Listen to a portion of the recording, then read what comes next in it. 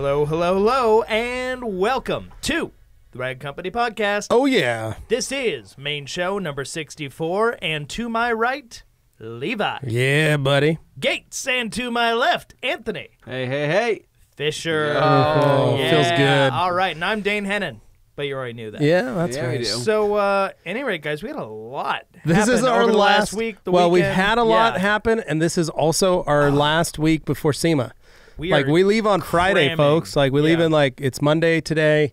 We leave in, like, 4 days. It seems like just months ago. We were like, SEMA's going to come up pretty quick. And before you know it, it's going to be a week before And SEMA. now we're like, oh, and I'm crap. like, it's July. It doesn't happen I had to take fast. Tim to go buy pants today. Yeah. We got... Now, just wear a in case you're uniform. wondering, like, yeah, we have a uniform, and I realized that Tim, I got his shirt last week, but he did not have pants. The rest of us all have our He was going SEMA to be the guy pants. without pants on. Yeah. You know? So I When you needed to just get him stand SEMA behind pants. the table at the booth and hope no one notices. Would Yeah. have brought in a crowd, though, needless to say, Yeah. though. Am I right? He's got shirt. He's got shoes. He did not Seen have that pants. rag company guy without pants on? Yeah. He's wearing a towel loincloth. What's Some going people on with have that? celebrities in their booths. We just say, hey, there's a guy Come without see pants. Tim without his pants on. No. Yeah. Okay. So I went and got him pants. So that was Yep, good. good. We've created a checklist. We've been getting. The Excellent. thing that sucks is we already shipped off our huge mega crate, as we call it, and Was made by... it was made by us. Yeah. But we're still getting stuff because we still have so much stuff that we got to take down with us. TVs, Yeah. all our Brackets, cases. things like that. Jeff wants to take 400 Eagle 350s with us too.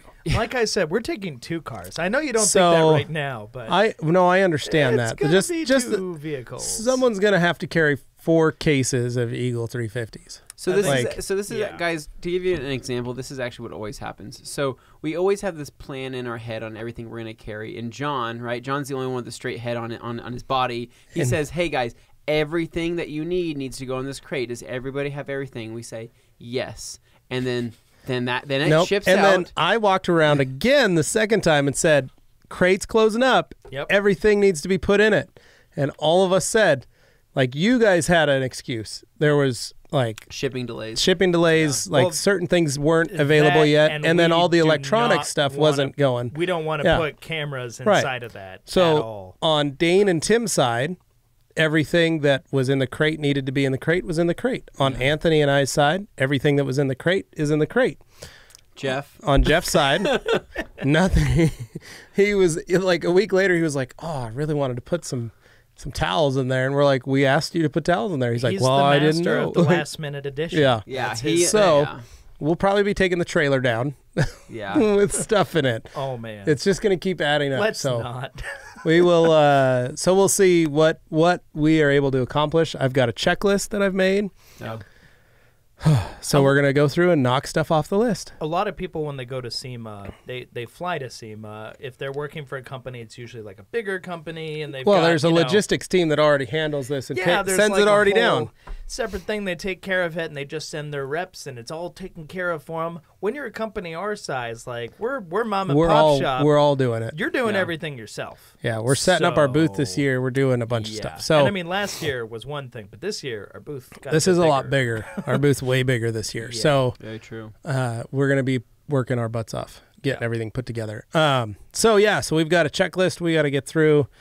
It's going to be crazy. Yeah. But this was a fun little weekend. It was it was kind of like I took Friday off just for like a quick break, cruised down to Utah with the kids and the wife.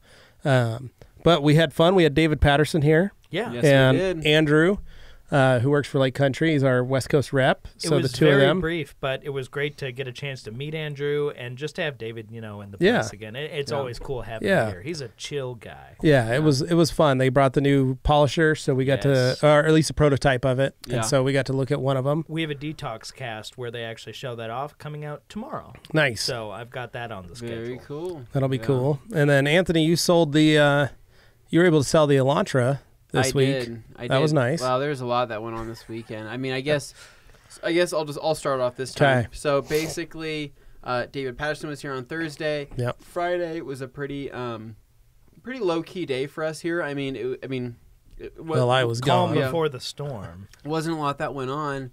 And I had a person call me asking if they can come check out the car, and I said, "Yep, I'm available tomorrow afternoon." In the morning, we're doing something pretty cool at my work. So going to that. On Saturday morning, we had a cool car show up in a Ford trailer. GT. 2018 Ford GT. Pretty amazing. And this was kind of one of those things where we determined earlier in the week that we did want to do a video with it, and we did want to wash it to a certain extent. But the owner, is very meticulous about the car. I mean, it gets trailered everywhere. It only has 20 miles on it. So we realized that, we could have made a rinseless wash video, but what was worth it to us is to see it foamed. I mean, that was something it's a Ford GT covered in foam. Covered in foam, right? That's something that we're like, wow, that's amazing. We'll never be able to get to do that. How clickbaity of us. Right? Yeah. So, I mean, but... But everybody likes to see that. He was all about it. He was like, absolutely, you guys can do that. So he was a very cool guy. We kind of did... It was like a spin-off of kind of like a Wash Wednesday. Nothing as in-depth as we do on those, but just a full wash is essentially what we did. And it was really cool. The owner, his name was Chuck, right? He brought his son Alex and his wife there. And it was like a whole event. And all these people came. We had all these local photographers show up. I wasn't expecting that. And I that was assumed weird. Bart invited those guys, who was just like, whoa. It's like when people find out about like a secret show, like a band is having a secret show. And all of a sudden, you're expecting like 1 or 2 people maybe, but then 20 people show up and they all have cameras. Right? Like, dude, we didn't. Well, and I knew about it, and I was out of state, and I was looking at it on Facebook and Instagram. I was like, why are there so many people there? Like, I thought it was just us, and like, how did people know about it? And so, like, I literally brought I'm like, did you guys invite these guys? There was or drones, there was gimbals. A guy had a Inspire out there. What is going on out here? So, we did the full video with what we needed to do with washing it. And it turned out awesome. The car looked great. So our routine, what we did is we did pressure washer, pre-spray or pre-rinse with water. Following that, we foamed Pearl over Optimum Car Wash shampoo because we wanted something that was going to be a little bit longer dwelling and we know is safe out in the sun. Pearl is extremely safe in the sun. So we had a little bit of sunlight to work with. So we foamed it. I let Chuck, the owner, foam it, and he had a blast. He made a pretty funny comment saying that the foam cannon looked like something out of Guardians of the Galaxy, and it really, I mean, I'm like, holy crap, you're not wrong. This does look like that. Well, he was just totally unfamiliar with like foam cannons and stuff like that, so it was a totally new concept to him as far as how that works. So then going from there, we did the 2-bucket method with the Cyclone mitts. Went from top to bottom, showed his son how to do some washing. It's crazy because of how intricate that car was. That's something that you don't really know until you're actually wiping something down and you realize, oh wow, there's a panel underneath that panel that I didn't know that there was something there. So there's all these different angles you have to hit. My favorite fun fact, those flying buttresses that everybody loves on it so much are actually hollow.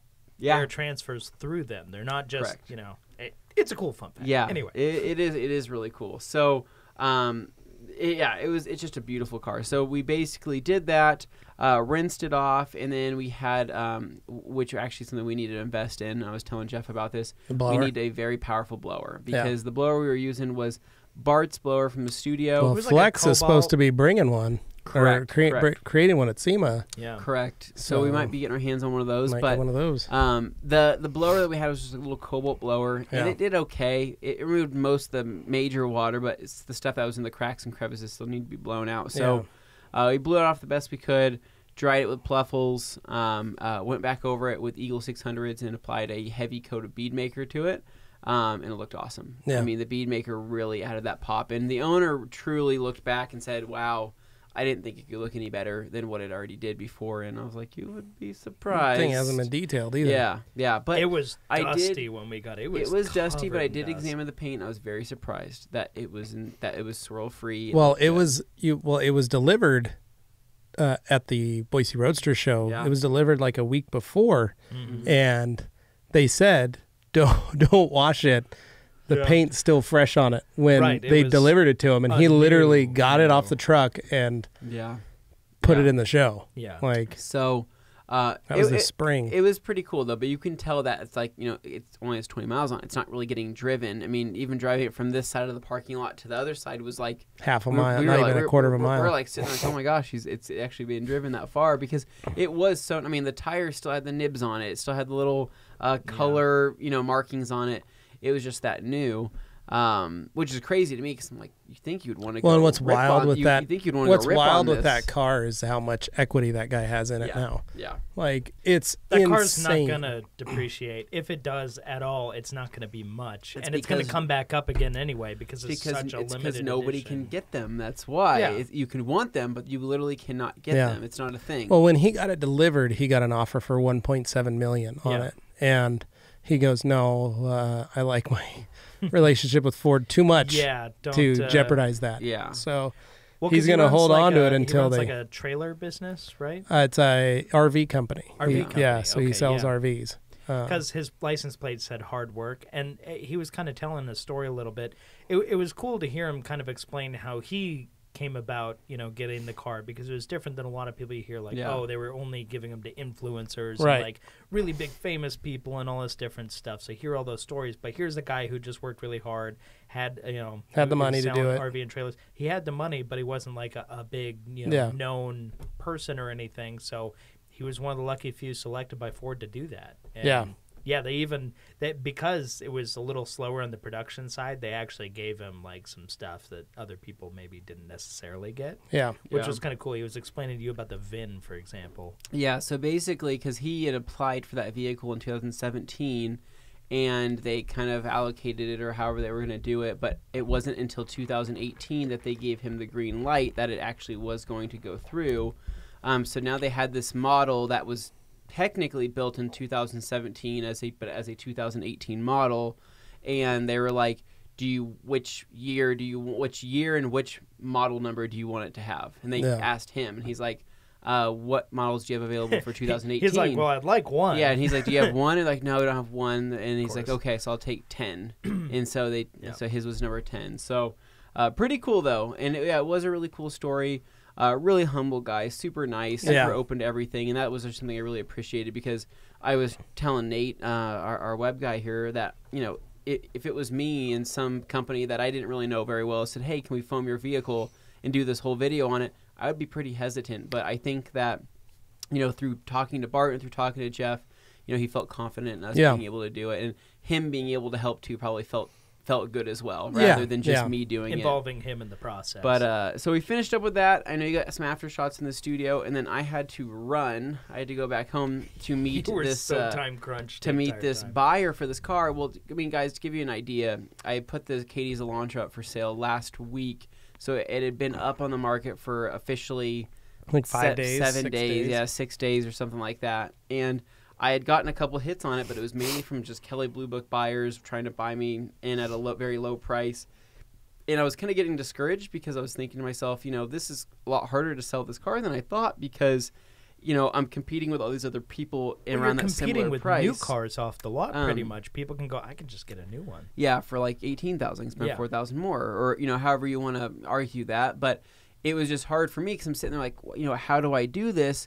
But I had already detailed this vehicle, right? I polished it. I did a one-step on it with last cut and an orange pad. I went over it, threw down some Hyper Seal on it, and then on the top of that, I threw on some bead maker. So the car looked amazing in person, but all I wanted was somebody just to come see it. Yeah. That's all I wanted. I'm like, please, just somebody come look at it so you'll know how nice it is.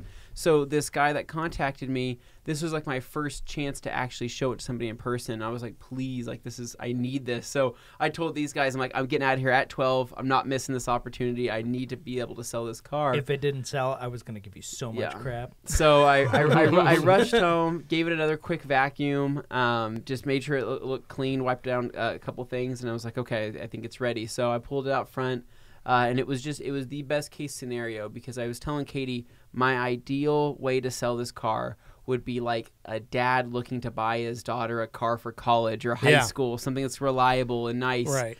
And that's exactly what it was. So dad shows up with his daughter and her daughter's boyfriend, and I guess she was going down to school at BYU down in Utah, and she was leaving that day, like later that night or that next morning. And they're like, we need to get her a new car like today, because her car down there is unreliable and she needs to have something. And I'm like, okay. So I'm kind of getting excited here. So I'm walking around the car, and they were just amazed. They said, wow, this looks so nice. This is beautiful. the paint's in such good condition. I said, go up to it and feel it, right? Yeah. And they went up and felt it, and they're like, oh my gosh. And so that's when the dad looked at me and he's like, so you mentioned that you do like work for detailing and you kind of work for like a company that does stuff like that. Is this, this is a great testament to what you do. Do you guys get to ever do any cool cars? And I was like, funny you should ask. Let me show you what I did this morning. And I showed him like, well, this was my 9 a.m. Saturday. And I show him this. He's like, oh my gosh. So he looks at his daughter and he's like, see, honey, if he's taking care of those cars, you can only imagine how he takes care of his own. And I'm like, right. Like, yeah, Dad, sell it. So it was pretty cool. So we took it for a quick drive. She really liked it. We came back and he was like, all right, this is really nice. This seems like exactly what we're looking for, but we're going to go check out another car. And we'll let you know here in about the next hour, how that works out. So they take off, and about 20 minutes later, they call me and say, hey, we just got done checking out this Accord, and it was nowhere near as nice as your car. I bet they felt it, and they looked around for stuff after hearing you explain what you did to the car. They're like, let's see how this one looks. And then they actually examined it, and they went, oh, wow. Well, it was a matter, because they kept using the word clean. They're like, your car is so clean. Yeah. It's so clean. And that's the thing. There's different ways to define clean. Sure. But like, it truly was just clean looking inside and outside.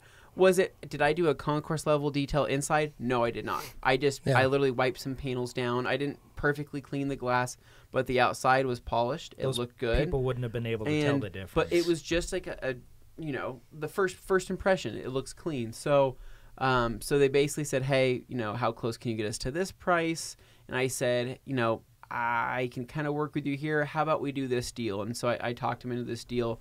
Long story short, to give you an idea, guys, just price-wise, the dealership offered me on trade-in.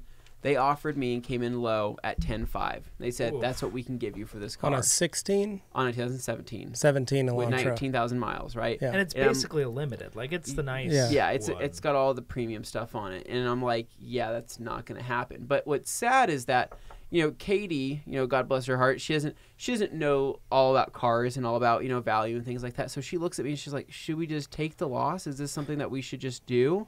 And me being Mr. a car guy, I'm like, no. Like, you're talking to the guy that, gets the deals, and this isn't going to happen. So but it made me think, though, how often people get taken advantage of. Well, dealerships expect that because they look at it and go, we got this little car for like $10,000. Yeah. We're going to put it back on the lot. We can get it 15 at least. Yeah. We're going to make $5,000 off this thing. And so that's where I'm like, man, it kills me to think that. But I wish, so or they could sell it at auction for like 12. Yeah. And I let Katie know, I'm like, hey, I'm going to detail this. I'm going to make it look good. And I'm going to put it back up. And, I think we are going to truly sell it. That's what's going to happen. And so basically, she's like, okay. She's like, that'd be really cool if you can. So went back home. Polished it up, put it up for sale on Craigslist. Like I said, I got hits on it throughout the week, and I think it would have sold eventually, but this was just the best case scenario that I was looking forward to. So I sold it for $14,000. Yep, so perfect.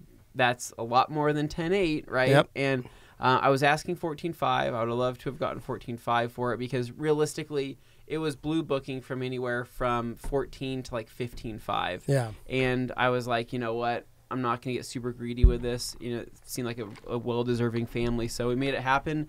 They got the cash that day, came back. I handed them the keys, wrote up a bill of sale, and they were on their way. And I felt very accomplished. Yeah. I was able to do that. It's a good feeling, especially when it's to good people too. Like, that's just a cherry. Yeah. And I even told the dad to check out our stuff on YouTube or stop into the store if he's ever interested in picking up some stuff because he was pretty interested after he found out all about that. Yeah. But I think it's just a testament, like we were talking about earlier, that detailing a car before you sell it is huge.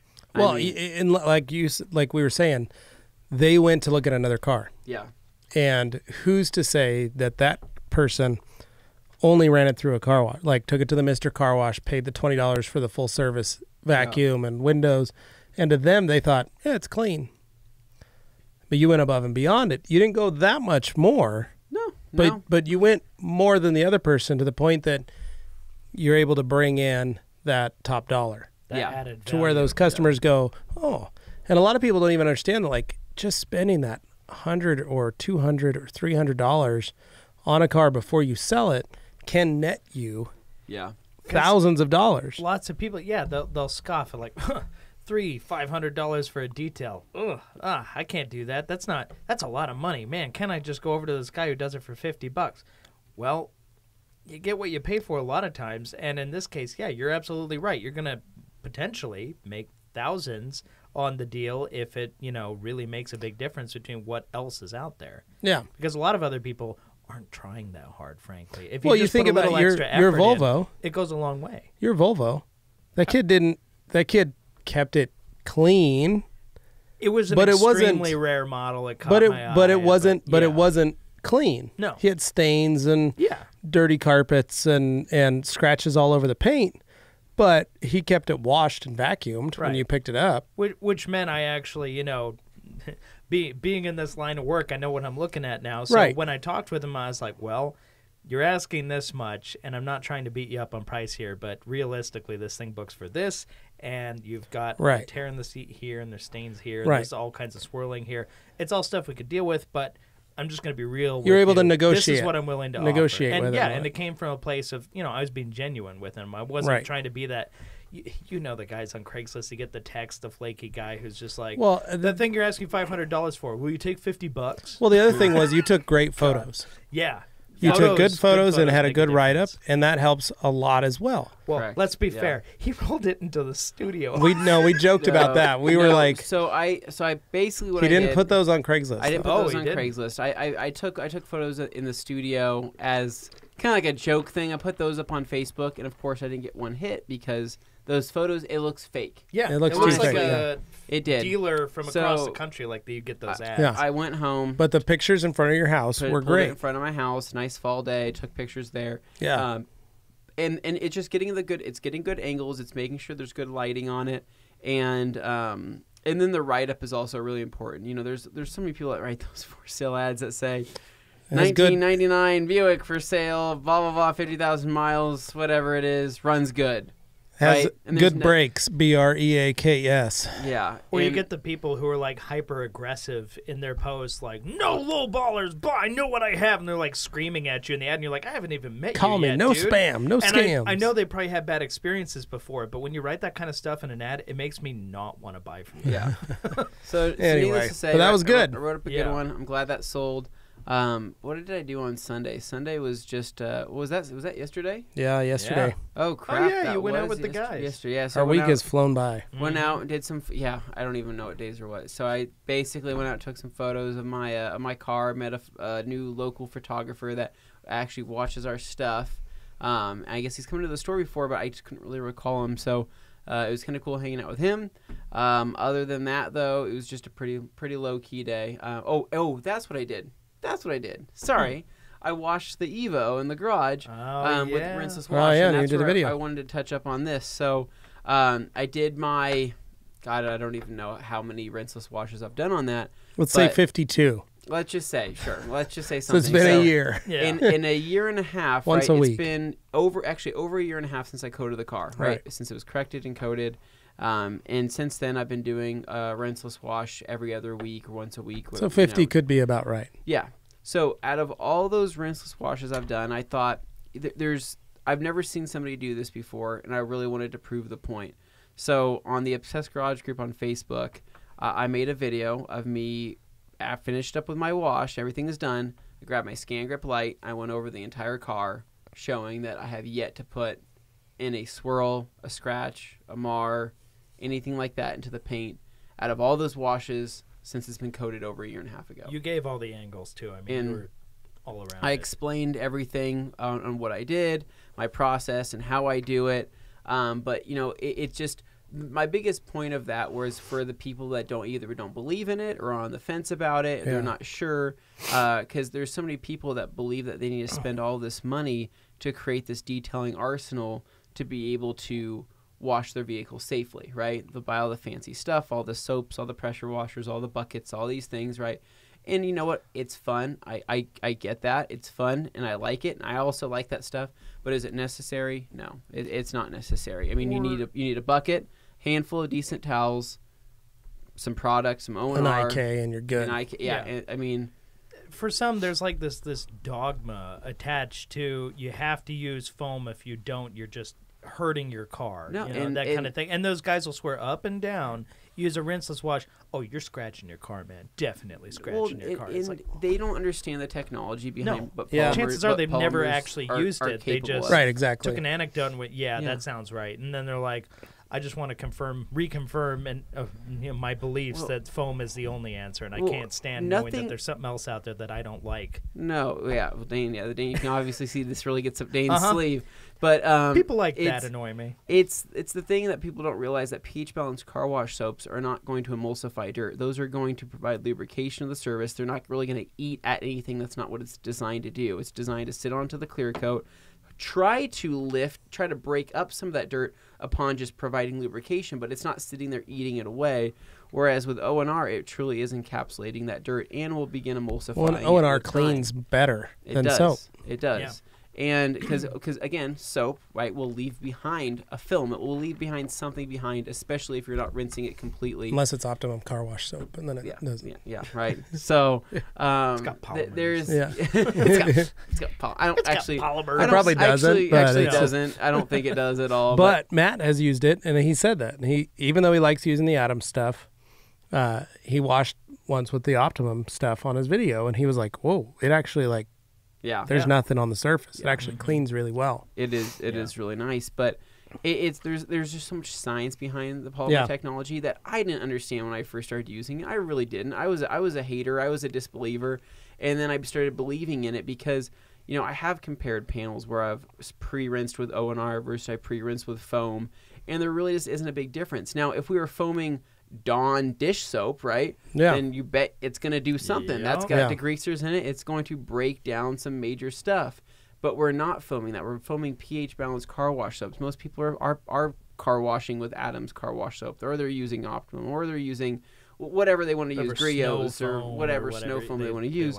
And it's just not doing a whole lot other than providing lubrication. And the big argument too here is that, when you're doing the 2-bucket method, right? Because on this post I made, there is people that said, but I still prefer the 2-bucket method, right? The 2-bucket method, there will always be a slight margin of error in terms of contamination still being left on that wash medium, unless you had like 5 or 6 wash mediums that you're going through. But that one singular thing, not all contamination is going to be released during that rinse bucket, before you go back to that wash bucket and then you go back on the car. It doesn't always work like that. We want it to. We wish it did. But there's always that little slight room for error. Whereas it's not perfect. When you're doing this multi-towel method, right, where you're doing with O&R and you have one single bucket, right, you don't even need a grit guard because your towels aren't going back in the bucket.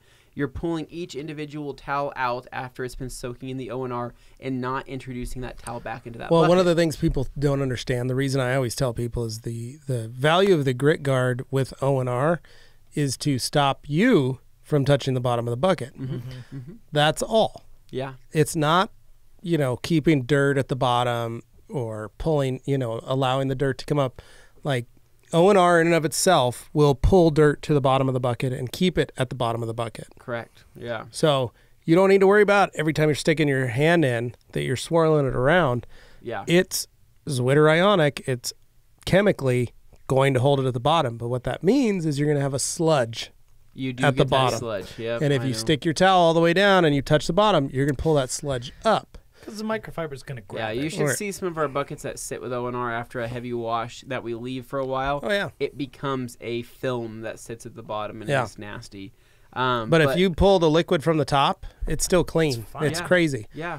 And I understand why some people are hesitant when they hear about that kind of stuff. They go, well, I just have to trust that it works. We understand. And but I get that. Well, but again, though, another big thing, too, is many of the people that, when I talk rinseless wash, they still, for some reason, people don't realize I'm doing a pre-spray. Yeah. I'm still doing a pre-spray. Yeah, they don't understand. Rinseless wash, you don't rinse it? But here's the deal, guys. I'm using 3 gallons of water total. Yeah. That's it. 3 gallons of water. You know how much water you use when you're doing a normal pressure washer spray outside with soap and water and all that? You're using a ton. 2 buckets, right? Filled with, let's just say you put 4 gallons in each one, right, of a 5-gallon bucket. That's 8 gallons there. Yep. You're probably spraying another, 5 to 6 gallons worth of water, right? Then foaming, then everything else.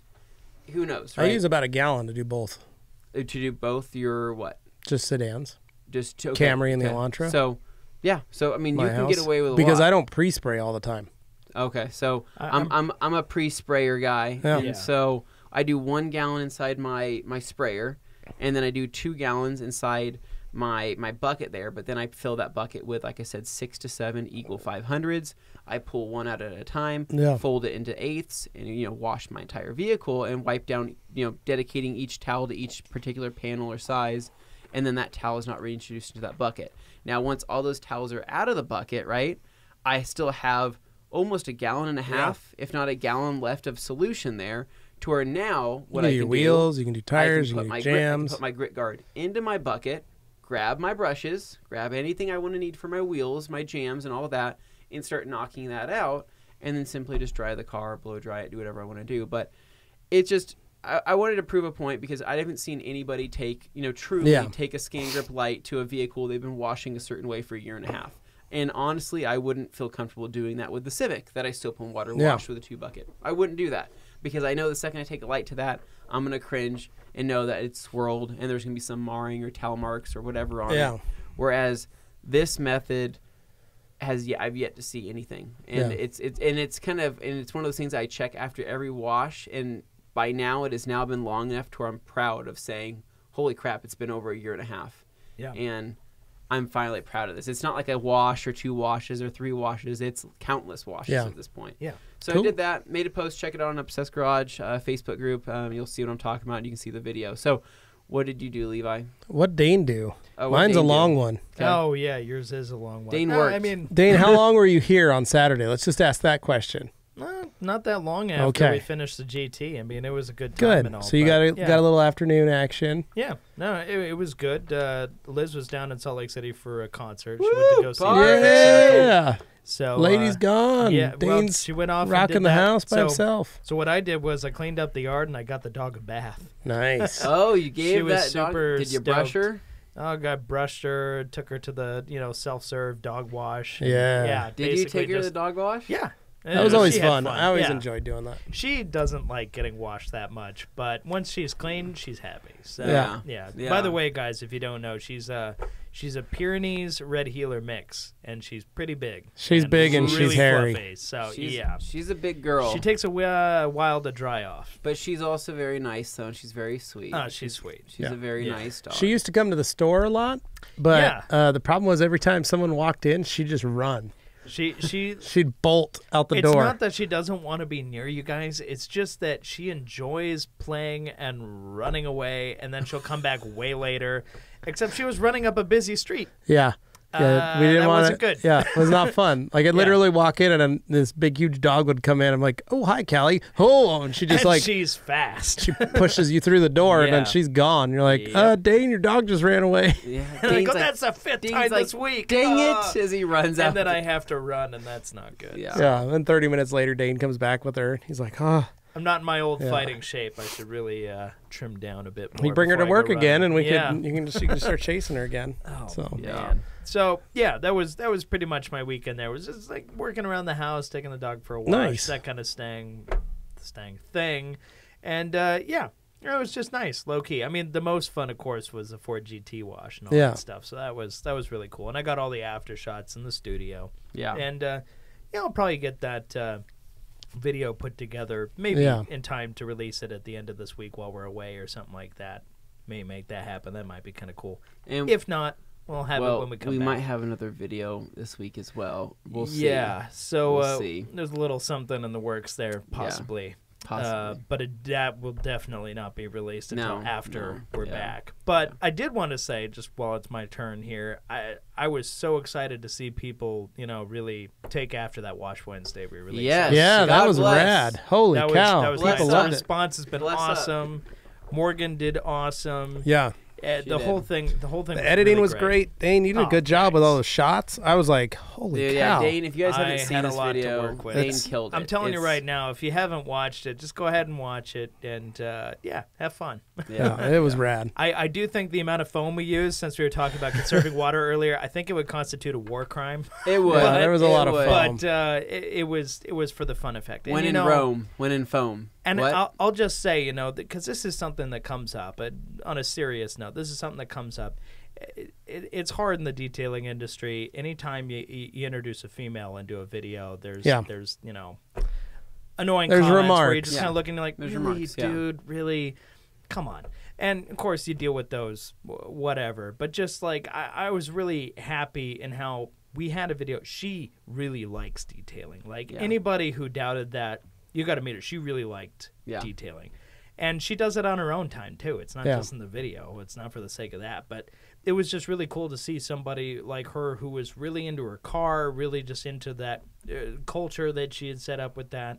And, you know, it was a lot of fun. Yeah. So I was really happy, you know, that you get a chance to see that. So for any other girls who are out there like, I wonder if I can get into detailing or something like that, but I don't know. It's kind of a dude's world. It's like, well, actually, no. There's plenty of girls out there who are doing it. Women. Sydney is a great example. You know, we know lots of folks who do it. But it's just one of those things where it'd be nice to see more of that out there. Yeah.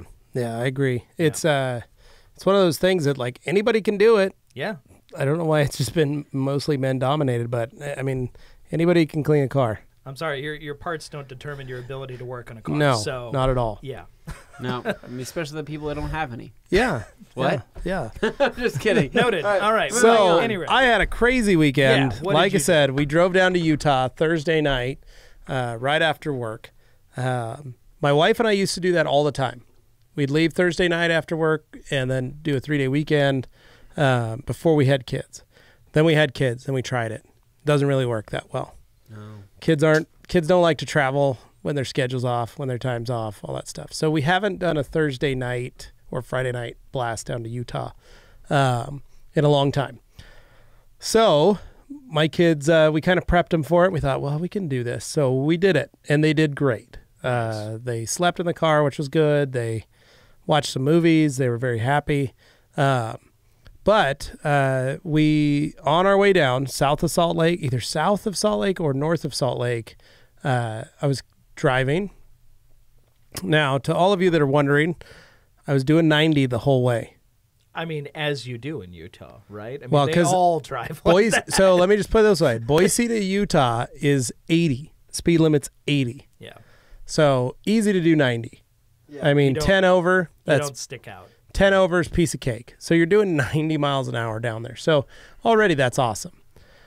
Then you hit Salt Lake, you hit most of, Utah County or Davis County. It is 70 on the freeway, but it's 5 lanes across. Yeah. And everybody does 90. Yeah, like and when I say all drive fast everybody does 90, you're in a group of 20 cars, 15 cars. I mean, it's a chunk of cars doing. So it's, if you're the guy going slow, you're going to ruin everything else. So Need for Speed Underground. Yeah, so you have to keep up. You have to keep up with the traffic. Otherwise, you can get hurt. Like you can get messed up. Yeah, it's not fun. So that guy died. Yeah, because I mean, these guys literally will just whip around. Like they do not care. No. So we're doing 90, and Carly goes, "There's cop lights up ahead." And I said, "All right." So I slow down as the rest of the traffic kind of slows down a little bit. We're probably doing 75. What time of day was this? It's like 11:25 p.m. So it's dark out. It's dark out. Okay. It's almost midnight, and we're hitting Salt Lake. So we're going, and I see this cop, and he's just on the side of the road, and he's waving his flashlight. And I'm like, that's kind of weird. What's he doing there? And he's at the top of the hill. This little came around, and then we're coming up, and he's at the top of the hill waving his flashlight.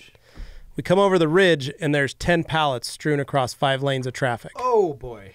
And we're all doing 75 miles an hour. Yeah. Everybody comes up, and it's just group of cars. And I kid you not when I say that was the most scariest thing I have ever done, is try to not hit a pallet in a group of 10 other cars. Because you don't know how others are going to react. Exactly. And trying to swerve around after other cars have hit pallets and they're like disintegrating, and you're trying to swerve out of the way, and we're in our Camry. It's like in Bad Boys 2 when they're throwing the cars off the back of the carrier. Except it was a line of pallets. Oh no! Directly across. Yeah. Were they just exploding? Yeah. So action movies. So I'm sorry. Are you and your family okay? That's the most important thing. Good news. Good news. I drive a 2014 Toyota Camry SE Sport. Well, he did before this happened. Yeah. So that's it's equipped for situations like this. Right. Yeah. So it was good because I have paddle shifters, so I was able to downshift and turn and get you're going. Trying to Jason Statham your way through I was this? doing all right. Yeah. But no, so crazy thing, like all of a sudden, like a hole opened up where there was no pallets, and I was like, I went for it. Shoot the gap. I did, right? But the car next to me hit that pallet, and it went and hit under the back of my car. So I felt that. We drove over that pallet, right? I'm like, my wife. Part of me is just sitting here like, why are they still going 75 miles an hour? Because we couldn't stop. It was, I mean, we're talking half a second. We're talking about half a second. Yeah. And I'm in a group of cars. Like a second or two. Yeah, this was all within like. So I see this gap. I go for it, and then the next car, this Chrysler 300 next to me, hits like a corner of a pallet. Right. Yeah. That's all that's left of this pallet, and it's careening towards us. I try and get out of the way. I hit the right rear tire over it. Right. Then the truck next to me just mobs over one of them. Just boom. Chunks fly off, and I feel it pelt the side of the Camry. Boom, boom, boom, boom. Everybody in the audience who's a detailer right now is just crazy. Oh yeah, my wife is like screaming obscenities, and she's like grabbing my chest. And you're like, don't touch me. I'm working. No, my kids are awake. Like they're like all of a sudden they're like wide awake. Like, they all think this is the moment they're gonna die. Right. You guys have seen Saving Private Ryan, right? The very beginning scene with like bullets are flying. Yeah, and, that's what it was like. Blowing up. Yeah. Like this is what I'm envisioning, but in a car, like driving down. Like. Yeah. No, that's what it felt like. At least you didn't say Final Destination. So. But this is the crazy part. We got through it. Nobody stopped. Yeah. That's Utah. Everybody kept driving, right? And I'm like, should we pull over? My wife's like, I don't think so. I think we're all okay. And she goes, what's going to happen, right? She goes, worst thing to happen, all we got to do is we'll just call our insurance. Like, I'm sure there's the police officers filing a report at this mile marker that there's all this stuff happening. You know, we just let them that we're southbound on I-15 at this time. This is when it happened. And so I was like, yeah, all right, right. Driving the car, thinking like, oh my gosh, I probably have a flat tire. Nope, car drove fine.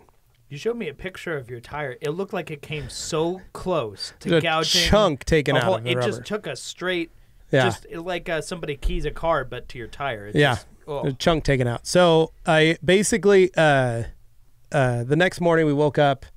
I walked outside I went to go get sodas, and of course there was dents in the door, in the driver's side. The front bumper was cracked. Rear side sill plate scuffed. Chunk taken out of the rear tire, rubber, and some smaller like little scratches. I'm just surprised down the didn't side. Need new pants I was surprised that the car fared as well as it did. So I filed a claim with the insurance, got that handled. I was sending you guys photos of my sodas adventures that I was doing, so you could be well aware of that. I even posted it group on Facebook, and I even did it on the podcast group, so you guys can check it out. See all the delicious sodas Utah has to offer. That's such a specific thing. It's so interesting. Right? I think anybody anywhere else is like, I haven't seen something like that since the 50s. It's like but they're like coffee shops down there. It's weird. And it's weird because, and you said in the morning you went to go get a soda? I went to go get a soda. That's weird. That's strange. There's a place up by my house that recently popped out called So Delicious. Yeah, which is a Utah company. It's one of that group. Why am I not surprised? Yeah. But soda though, is how much soda do these people go through? They go and get the biggest 32-ounce thing much like as I do, yeah. And I mean, we look at you as just being weird. You look at me as like a weirdo, but when I go down to Utah, I'm amongst friends. He's the sober one amongst the group. Yeah. So they're like, man, you don't drink enough. Yeah. So are amateur hour over here? Are they just carrying these around throughout the day? There's people all like. It's so funny to walk out of a gas station or pull up to a gas station and see people walking out carrying 44s and 32s. I'm sorry, but I'm a big guy. How is everybody not built like a balloon at that point? Because it's all diet. There's no sugar, no calories. They're just doing no carbs. But what are they doing? Because in my opinion, there's Diet Mountain Dew, Diet Pepsi, Diet Coke, Diet Dr Pepper. That's it. Diet Sprite, Diet. And they just root like beer. those same. No, they mix and match. They mix and match flavors. They create punches and things out of them. Like I had to pick up. So Carly and I. So Carly. So I went to that Fizz. I took a picture of it. Remember, I sent you guys. So I sent you the picture of the place Fizz. Right, that's the name of that place. So I went to Swig and Fizz, and you're talking about Sodalicious, which is there too as well. I just love that there's more than enough business opportunity for more than one. Yeah, to right. do this. Right, and then on top of that, I was at the gas station. That first one I sent you is the gas station. And all the different straw arrangements and like lids and like soda stuff that you can put in your drink and all that. So listeners, where are you located and is this weird? Yeah. So anyway, I went to Fizz and Carly's like, I need a Diet Chandler Bing. Like, what the heck is that? What? It's Diet Mountain Dew with like a squirt of coconut and like passion fruit or strawberry or something in Diet Mountain Dew. That's what she ordered. This just sounds like you're ordering at a bar now. That's basically what that is. It's a full-on soda menu where people like mix up their own sodas. Or like when pretentious people walk up to the like the counter coffee at a coffee shop. Yeah. No, that's what they do. Huh. So that's what's so crazy. So anyway, I did that. Enjoyed all my sodas. It was wonderful. But my our cat. Did you change up your soda at all? No, half diet, half regular Pepsi. So, but that's the way and that's different for you down there than it is here. Is the sweeter. Blend better? Yeah. Oh, it's much sweeter. Oh, what is this much, right here? This is just diet Pepsi. Oh, he's sacrificing for the strange. Well, and no, it's true though because they do. They put more syrup. They use more syrup than water. Their bricks is a different amount, so it tastes different. You definitely taste it. So, like I said, boys, when we go down, I'm going to show you. We're going to hit up learn us good. So not only we're going to go drink a copious amount of soda, we're going to also go shoot airsoft guns. Oh yeah, and ride around in a Can-Am Maverick X3, which was a blast. By the way, going to come back with like a hole in various limbs and cancer because of the weird sweeteners. But I did. I went down. So that morning, Saturday morning, though, our cat, my niece, house sit for us. Name? Louie. So Louie is the greatest cat in the world. He's been an amazing cat. How old? 13. He's been like a dog. He's just the greatest cat to the point that like he loved cuddles, loved purring, loved sitting on your lap, just happy to be part of the thing. Yeah. Never scratched, never bit, never any of that kind of stuff. And when we had kids, Hadley would drag him around by his tail. Yep. And he'd just sit and purr. There's not many toddlers that can grab a cat by the tail and pull him around the house and let him he'd just purr. He was just happy to be played with. Aww. So my niece woke up. So we had her watching Watson and Louie. And before we left, I installed a gate upstairs to keep the animals from climbing. And Louie's old enough, he couldn't climb it anyway. So I wasn't all that worried. But this was to curb the use of the upstairs as a restroom for the animals. Noted. I remember you talking about your dog the other last podcast. You all know that I was railing against the dog. However, turn of events, my niece woke up to our cat Louie peeing on the couch. Oh. And she was like, "Oh my gosh, your cat was peeing on that." Like she didn't know what to do. So I walked her through cleaning it, and I was like, and then she goes, "It's really stained. It's brown." Cat pee is horrible. But it was cat pee that was brown. That sounds like kidney failure. She needs Terminator. Yeah. Terminator. So I was explaining. So anyway, I said that, and my wife goes the other day upstairs on one of the beds. We have a mattress protector. We didn't have any comforters and stuff. She was washing all of them from the last event that we thought maybe the dog had done.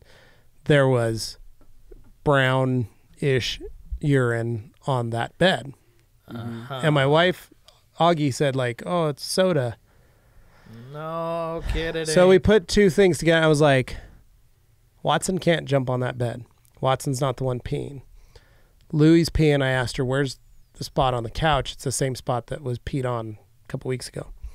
Turns out it's the cat that's been peeing. Did a little research. So when a cat starts to go into kidney failure, their urine doesn't smell like cat urine anymore. It's just a difference. It's not a. That's why it was so hard for us to determine between dog and cat, because cat is very. I mean, you can smell cat pee. You know what cat pee is. It is not pleasant. Right. So not we were like, dog is either, right, but there's a difference, and I was like, we couldn't tell, and I couldn't tell if it was just sometimes if it was water, because there was like I was like, I just can't smell anything. Yeah.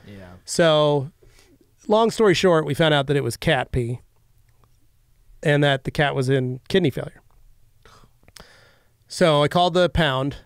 Humane Society, and asked them, like, what do I do? Here's the thing. And the gal at the vet's office said, at that point, we basically say, good luck. If you want to keep your cat around and try, he's 13. Best case scenario is just to put him down. End of the line. At that point, it's kind of hard once a cat becomes incontinent to keep him going. She goes, has he been lethargic? And I said, yeah, the week before, he's just been sleeping in the closet. And she goes, yeah, that's probably indicative of all that. So I, my mother-in-law took Louie to the Humane Society and had him euthanized. So this happened while you were gone. While we were gone. So Saturday morning, she took him to go do that. Took my little niece Eliza with her. My little niece, she's 20. But still, that I was thankful that they did that. It was still a bummer. We had to explain to the kids when we get home, Louie's not going to be there. And I mean, it was rough. That cat's been a really good cat. I went to court for him because he got charged with a trespassing ticket because the lady said that he had gotten in her house, and I had to go fight a cat for trespassing. I've never heard and of that happening with a cat when the judge before. heard that it was a cat and that the lady was charging my cat with trespassing, basically the judge threw that out. Yeah.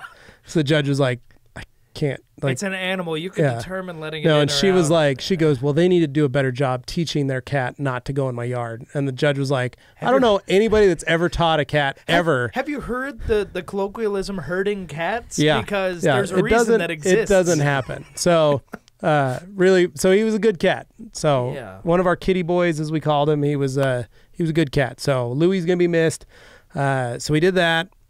Then we just spent the weekend, we went down to Salt Lake, wandered around City Creek, checked it all out again, just had fun.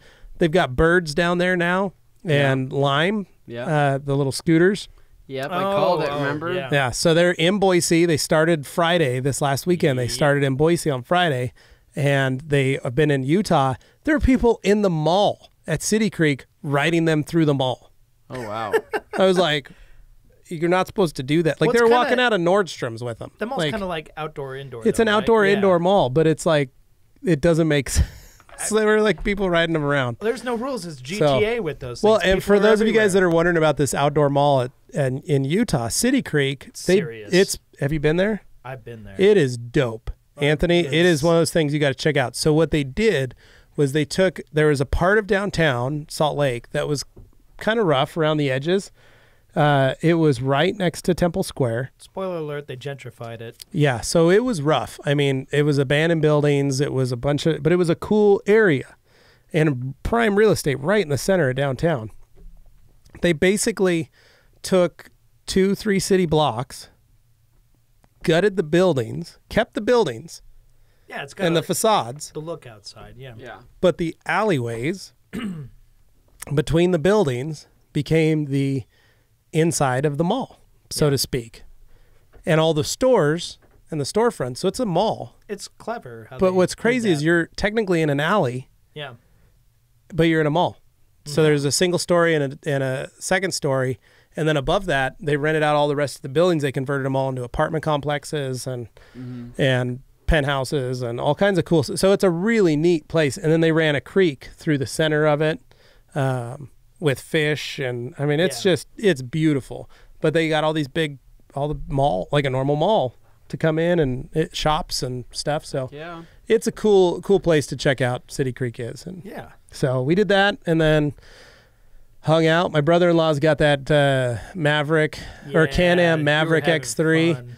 72 inches wide. That thing is bigger than my Camry. The track on that thing is stupid huge. Yeah, it's wicked. So we got to go riding that. My wife, when she went up, he took her out and they did some trails. But he had a flat tire on his trailer. Oh. So he was like, I just don't have time to get that fixed. So we just pulled it out and I said, let's just get driving around the neighborhood because they live in a like a farm area, an area you can get away with that in. And that video I sent you guys, I also posted on the group. I don't know if I sent it on the group, but I'll post it on the podcast page. But it was funny. That was half a block from his house. I mean, we're out in the middle of nowhere. Yeah, it looked like you were in the middle of. Yeah, but it was sunset, and we put the kids in it. So Hadley was in the front riding shotgun. I sat in the back with Augie, and my brother-in-law just took us for a run. And we just had a blast. It's turboed. It's a 4-seater. It's got the radios, the rugged radios, so you can like talk to each other back and forth and listen to music. And it was fun. But my kids like just screamed in the microphones the whole time. You're like going deaf. And talked about poop and pee in the microphones because they're kids. And that's what they do. Yeah. But it was great. But he took us off some spots and jumped it. And literally like we just went straight up this like ditch. And he's like, you guys ready to jump? We're like, okay. And he just goes, and my kids screaming, and they land, and he literally jumped it, and then just let it land. Suspension's got some real travel to it. Yeah, so. and it's wide. Yeah. So it was fun. You weren't throwing up in it? No, I was doing really good in it. My wife asked the same thing. No, him describing the whole thing reminded me so much of when my little brother and I used to go up to our parents' property that we were originally going to build a house on. It never happened. We would take a go-kart that we bought for cheap from Walmart way back in the day, and we would just tear around the dirt there. So much fun, but it didn't have a suspension, so when we jumped it really hurt. Yeah, I can imagine. No, that sounds so fun. This was fun, and then the next day, Augie was like, I want to go again before we leave on Sunday, and so Justin's like, dude, the keys are in it. Just hop in and go. And so me and Augie hopped in it and went around and then came back and Hadley's like, my turn. And so put Hadley in there and we went. But Augie was cute. He had his thing. He goes, Dad, as soon as you turn on this microphone and we get ready to go, I'm going to say, hold on to your butts. I don't know where he came up with that, but he was like, I'm going to say it. Has he seen Jurassic Park? He has not. Oh. So the only thing I can think of is perhaps it might have been on like a Teen Titans. Yeah, and that's where he got it. To Jurassic Park, because he kept saying that, and then we're driving, and he's like, "Hold on to your butt," and he's holding on to his microphone on his mouth. And it was great. So we had a good little trip, and then we drove home last night. Simple, easy. It was definitely weird though. No pallets on the way. No pallets on the way home. Nice drive. 90 the whole way back. Made good time. Yeah. But how's it work when you go on 90? About how quickly do you make it back from SNC to here? So it used to be a 5.5 hour drive from our front door to my sister-in-law's house. Okay. Then when they bought their new house out in Mapleton, so from Provo to Mapleton's another 45 minutes. 35 minutes total extra. So it turned the drive to a 6-hour drive. So luckily the increase in the 90. I mean, I still do 6 hours door to door with a stop for food and gas, basically. So it's not too bad of a drive, but it's not bad when you're like, a couple or something. But when you got kids in the car, there's always you got to do that. Yeah. It's not the same as us. Like our 10-hour trip, we're going to be taking on Friday down to Las Vegas. Straight ahead, boys. Yeah. Anthony, are you bringing height shoes this time? Yeah, and beers. Oh, wait. I mean, sorry. That's when we get there. Height shoes, yes. That's what we're bringing. This is where he goes to care for an egg in this trying time? No, last year. I did tell Tim. I was giving him a little spiel. I'm like, this is a work trip. This is what we're going to be doing. We're going to go to the grocery store. We'll get some snacks and stuff. We'll get some eggs that you'll get some stuff. So plan for that. Yep. And we're going to be eating at Capriotti's. At Famous Dave's. And In-N-Out a lot. That's pretty much it. So, but last year I went to Costco because I knew we were going on this trip. I'm like, I need to load up with some snacks because you guys know I'm always eating something. That's like the running joke because I'm always eating something. And my biggest fear was getting to SEMA and not having snacks while we're sitting there at in the booths. Because there is no concession stand. There is. It's not easy to get to. It's not easy to get to. So, and it's expensive. I remember what was last year. What was a Rockstar was $8. Yeah. Right. It was something like, I was like, what is that? Everybody's marked up as cocktails on the strip something bar, ridiculous. So I was like, yeah, that's not gonna happen. So, basically last year I went to Costco and I bought protein bars and all this stuff. But then I brought an industrial size bag of high chews, and so. It was what? It was a 10-pound bag. Huge. Yeah, they have them there. I saw them last week. They're at Costco again. We were going to town on these high chews, and it was so funny because everybody at first, like, anyone want some high chews? Like, no, okay, I'll have one. By like the 6-hour mark of that ride, we had gone through half that bag. Yeah. And Dane was like, just, give us some more of those. Those taste pretty good. And I'm like sitting here like, we're eating like this wax. Is there any repercussion to this? Like, it's this just like soft taffy. Yeah. Really. It's stopped us all up for a week. Is this gonna make this aftermath bad? But no. So I will be going to Costco before we leave. I'm gonna load up on some more snacks and stuff. One thing I think you should do is go to Winco and get some Monsters. Or some sort of energy drink. I can do that. In 4-packs. Well, no, or I can go to Costco and get a case. Well, yeah, but I'm just talking about like you could get we got to pack a case. Yeah, but you can get a case of 24 Monsters for like $24. I know. Yeah, can't beat that. Yeah, but you can get that for like the same price at Winco. I don't know. We'll see. The listeners will determine that. I was going to say, before we wrap this up, had something else cool we did last week when we were basically... You guys know the Shop Journal. The Shop Journal is really awesome. You guys need to go check that out. Levi goes over to Kenny's Rod Shop. Yeah. And you can see like the inner workings of it. It's pretty really, dope. Really cool.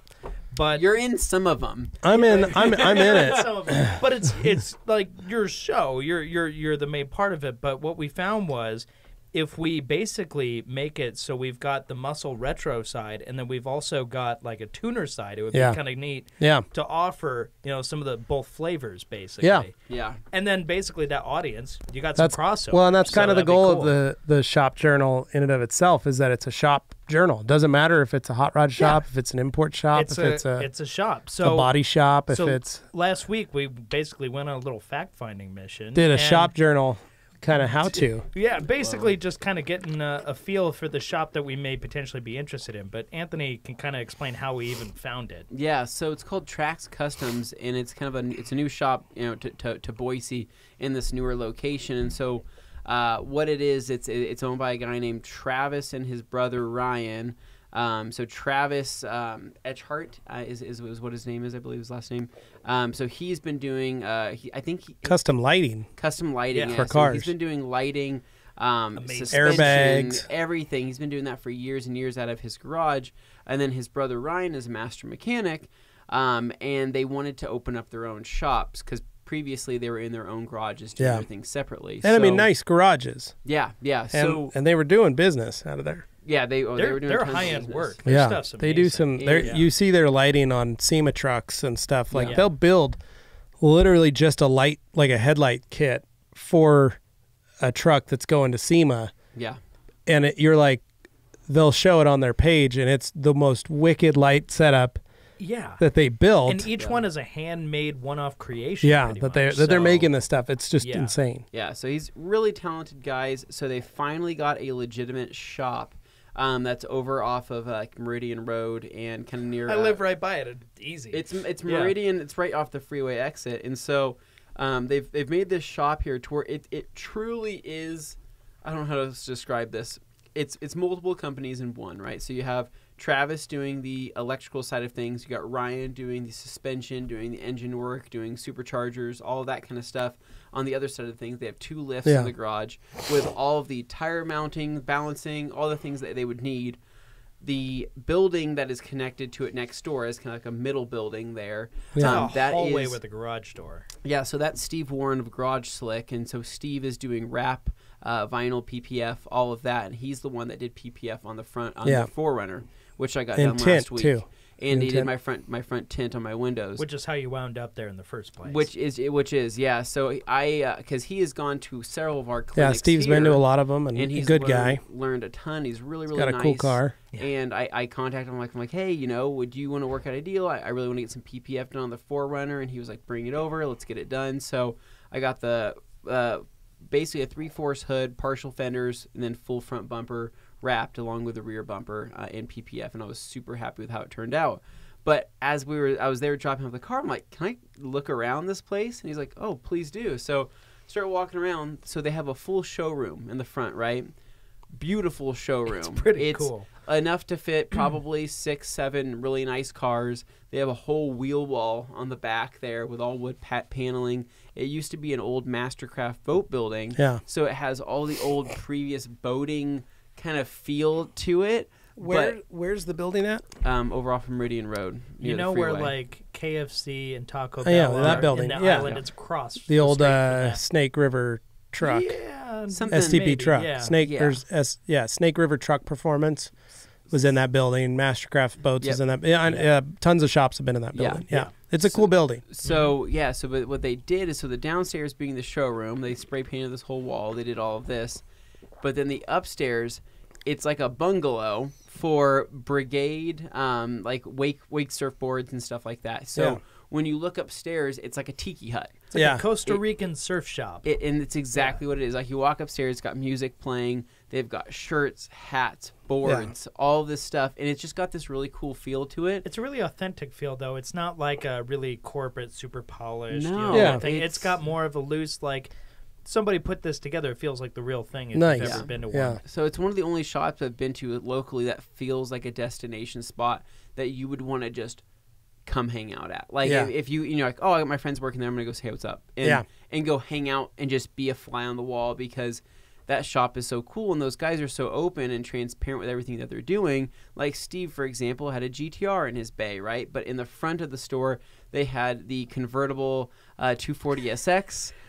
They had, what else did they have? They had an LS swapped RX-7 in there. They had a bunch of just really wonky things from Maserati 7.6. Gran Turismo. Maserati, and a couple of cool old Chevys too. Yeah, and it was just one of those really cool places where each one of those people has a personality that can be on camera, that would love to do that. Travis is all about it. He's the guy that is a banana for scale on everything. So his running joke is that in every picture that he has a banana hidden somewhere in the picture, and you just got to kind of find it, because that's what he uses to measure things. He has one stitched onto his shirt just in case he needs it. Yeah, and it's just so funny. That's funny.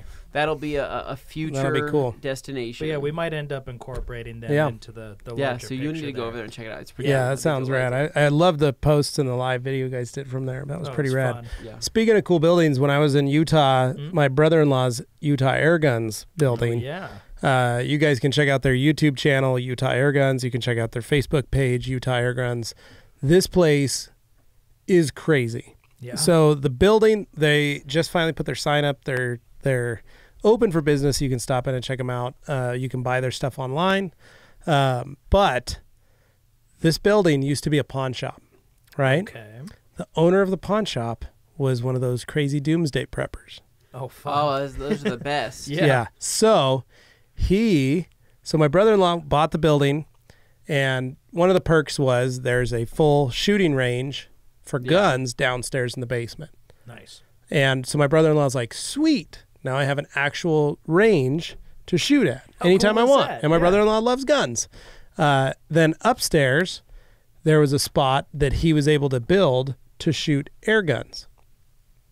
So people can test guns, shoot guns, all that stuff at his range. So that was pretty rad. But then it's just this amazing building. It's got an apartment on the back. But as we were walking through, there are tons of secret compartments and escape hatches. Oh, boy. And I'm talking fully like fire safe rooms. Wow. With like steel vaulting, like doors, like protect me from the nuclear fallout kind of. Yeah. Also, he had a garage in the very back. So my nephew's taking me, he's like, check out this garage back here. And we go to the very back, and he's like, this is where we load, like this is our kind of our loading dock, so to speak. And he goes, do you see this? And there's a giant steel plate that slides all the way across the garage door with a like huge like lock. And I was like, that's like almost 1 inch thick steel plate. And he's like, yeah, it's crazy. Then we go to the other side, and he's like, in this door, and it's a full on bank safe, like vault door for the man door. So it's a man door to go into the building, and then a bank safe door on the other side. There's bars on all the windows, and and they're on the inside, but you don't notice it. Like you walk into the showroom, it's beautiful. There's a big fireplace, like tall. It's vaulted ceilings, log pole style, just beautiful exposed beams. And you notice the windows, and there's bars on them. But what you don't notice when you walk up, these are thick, like half-inch plate iron bars. Like nothing's getting through those windows. Yeah. But then there's just safes everywhere. So when the angry hordes come, you're oh ready. my gosh, it was insane. I was like, this is like the perfect building for this store to take people and show them and take on tours and stuff. And my brother-in-law was laughing. He's like, dude, there's so much crazy stuff that we're like, he goes, we're finding safes in the walls. He goes, we tore out like 2 walls to try and get through it because we found a safe like built into one of the walls. That's like, nuts. There's just tons of wild stuff. So it'll be when we go, it'll be fun to check out just because it's such a cool building to see that kind of stuff. But I always like funky things, like the fact that track shop has all that available. Yeah. Like that's pretty rad. And I think more shops need to combine like that. I think that gives them a little more capability, you know. Yeah. It kind of plays into the whole lifestyle angle of things rather than just leaving it as like, here's where work gets done and that's it. And it's like, well, no, there's a culture here. That's kind of what we've farmed out with having the photography studio, and we've had it to the point where other companies are talking to, you know, other car guys in Boise that have certain businesses have been talking about wanting to move into this area. So I think it's great. Well, guys, Anthony and I have to go count some towels. Literally, we have to pull some towels for SEMA. So I think that's pretty good, Dane. You want to wrap it up? For those of you, remind me again, what's our SEMA booth number? 51227. All right, for those Performance of you Pavilion. Go out to the Performance Pavilion. Come see us. And we have some friends around us, too. We have a lot. MTM Hydro, we've got Color Lock, and we've got Lake Country. Yep. So next to us. Jack's Wax on the corner. A few birds with one stone. There you go. Oh, yeah. IK will be there. We're going to have some fun with our crew. All right. Well, thanks again so much for watching, for listening. If you're on the Rag Company podcast YouTube channel, be sure to leave a comment below if you have anything to say about what we talked about today.